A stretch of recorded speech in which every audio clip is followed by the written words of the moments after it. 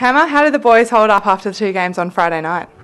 Yeah, no, it was good. Obviously, there was fair celebrations after the game, and whilst I know some people thought it might have been we got carried away, I think it was just showed the excitement that's around the club at the moment. And I think what we're really pleased with on Friday night, the first game obviously went well, and we had hoped that it would go that way with the team that Brisbane had fielded.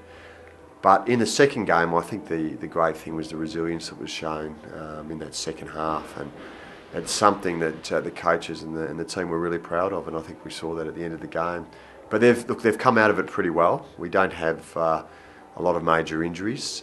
Nathan Love at Murray was our probably biggest concern, and he has a little problem with his soleus, his calf muscle, or part of his calf muscle. So there's a little strain there. So he'll definitely won't play this week. He's been ruled out, and he's probably going to miss a couple, we would think. But definitely this week. We've got a number of other players that have pulled up a little bit sore. Not major concerns right at this moment in time. So we'll just assess them over the course of the week.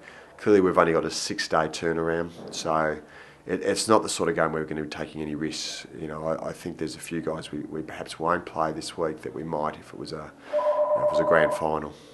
And how is R.L. Steinberg holding up with his jarred knee? Yeah, he's coming on fine. It's a medial ligament. It's only a slight medial ligament. I know he'd love to be out there. He saw some of his fellow first-year boys get out there in Heppel and Brown and Jenkins and Hibbard and Davis. So he saw all those guys go out there and get a run. And so I think for him, he would have loved to have been there.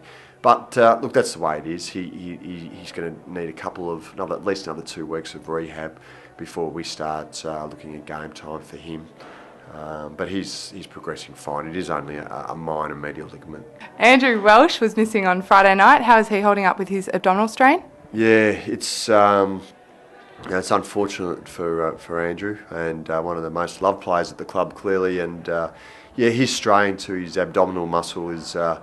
And we're still investigating the extent of it, because in that sort of area it can be a little bit tricky. So he won't play this week. We know that much, and we're just waiting on further advice from some of the experts and surgeons and things, just to the extent of the injury.